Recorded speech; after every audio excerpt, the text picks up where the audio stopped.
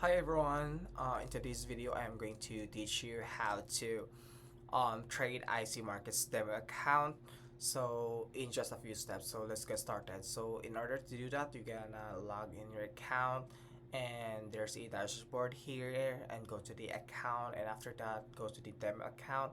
So the easiest way doing that thing is just go to the downloads, and after that we're going to the web trader. Okay, so we just have to um, select this or click this one, open web trader, and after that just select MetaTrader 5 and click demo and continue to MT5.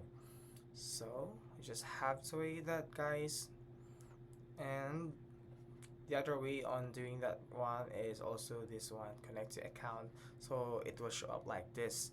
Okay, so after that you just need to click the new order and select what kind of, you know, market buy limit. Okay, it's up to you guys, or trading, so you can add up how many volume you wanted, yeah, stop loss, take profit, and also add some comments here, and just you just have to click this buy market. Okay, so please don't forget also to add some symbol on your trading. Okay, so that's it, guys. I hope you learn and you enjoy this quick tutorial, and please don't forget to like and subscribe for more quick tutorials in IC Markets Global website. Thank you.